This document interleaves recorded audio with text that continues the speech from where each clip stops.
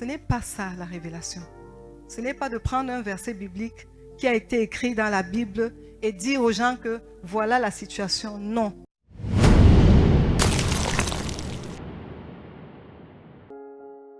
Attention, il ne faut pas prendre toute parole écrite, logos, la parole écrite dans la Bible, pour révélation. Pour le cas de la maladie, par exemple, il faut éviter devant tous les cas de dire que cette maladie n'est pas pour la mort si le Saint-Esprit ne te l'a pas révélé. Il y a eu un problème, il y a des confusions dans les familles. Quelqu'un qui prie parce qu'il a un verset biblique devant un cas, quelqu'un en train de mourir, il dit non, cette maladie n'est pas pour la mort. Et quand la personne meurt et que la révélation est sortie, la famille te taxe de menteur. Et c'est comme ça que les enfants de Dieu ont été confus dans les familles. Parce que dès qu'il y a un malade, tu te rappelles d'un verset biblique. Tu te rappelles, ce n'est pas le Seigneur qui te le dit. Tu te rappelles qu'on a écrit dans Jean 11, verset 4, que la maladie n'est pas pour la mort. Tu vas à l'hôpital, tu dis non, la famille, ça va, cette maladie n'est pas pour la mort. Ce n'est pas ça la révélation. Ce n'est pas de prendre un verset biblique qui a été écrit dans la Bible et dire aux gens que voilà la situation. Non. La révélation, c'est une inspiration divine. C'est un message que Dieu te donne et le Saint-Esprit atteste dans ton cœur que voilà ce que je veux pour cette situation. Donc évitons de faire le copiage. Évitons. Généralement, il faut prier en demandant une intervention divine et la révélation du Seigneur pour le cas qui se présente à toi. Donc, ce que le Seigneur te conseille, c'est de prier et demander, interviens dans cette situation. Si tu n'as pas de révélation, dis Seigneur, interviens, interviens et que ta volonté soit faite. Il n'y a pas de révélation divine qui ne soit pas accompagnée par un verset biblique. Nous venons de voir le cas de mercredi en montagne. Il y a eu le verset biblique, il y a eu des visions, il y a eu des choses qui concordaient et qui accompagnaient la révélation. Quand il n'y a pas un verset biblique, il faut faire attention. Ça ressemble à quoi? La divination. Le fruit de tes propres pensées. Le pasteur Yves Pout a expliqué ça ici dimanche. Tu peux avoir des convoitises dans la chair, des convoitises. Et tu commences à avoir des révélations qui correspondent au penchant de ton cœur. Il parlait des cas de mariage où les gens ont des révélations sur leur conjoint. Parce que ça vient de la convoitise. Attention. La révélation exige une attitude de cœur. La révélation exige que tu sois focalisé sur Christ. La révélation exige que tes émotions soient neutralisées. Bien-aimé, il faut beaucoup prier contre les mauvaises émotions. Il faut prier pour tenir ta chair en bribes. Il faut prier pour tenir ta chair à la croix. Là, tu pourras avoir la révélation. La révélation, c'est un mystère caché de Dieu, mais réservé à ceux qui l'aiment.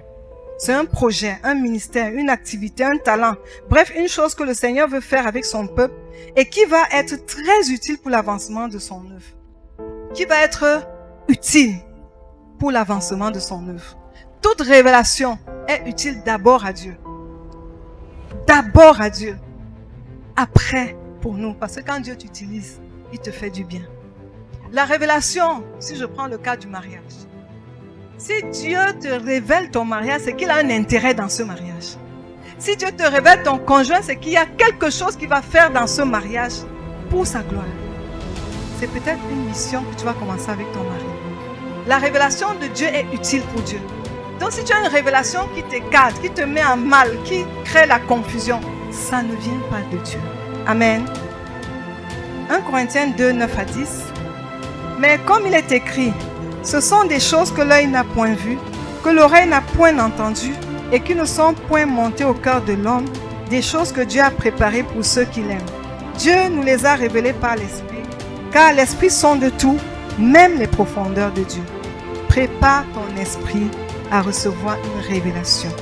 Dieu a réservé à ceux qui l'aiment, aux personnes qui aiment Dieu. C'est de te poser la question, est-ce que j'aime vraiment Dieu? Ou est-ce que je calcule Dieu? Ou est-ce que je cherche mes intérêts derrière Dieu? Celui qui aime Dieu ne cherche pas ses intérêts, cherche l'intérêt de Dieu. Celui qui aime Dieu veut l'intérêt de Dieu. Celui qui aime, quand tu aimes quelqu'un, Tu veux son bonheur. Celui qui aime Dieu cherche à plaire à Dieu.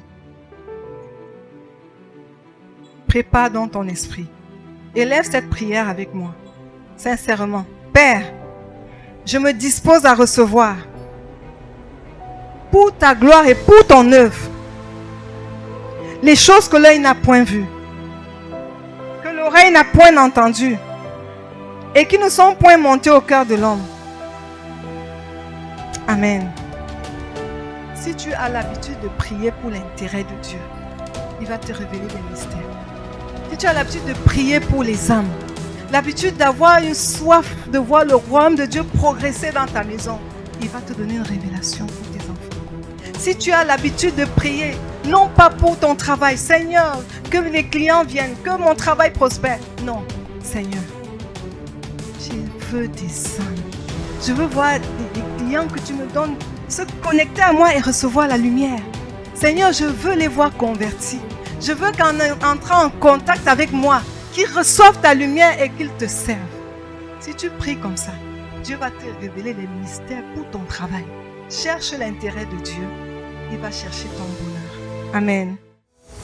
Alors, je suis Madame Dumézy Aline. Je viens confirmer ma présence au séminaire pour les femmes. Entre les femmes, 3 jours. Les femmes au Yada, au mois de juillet. Alors, je t'invite à être présente. Et surtout, ne viens pas seul. Ce sera waouh.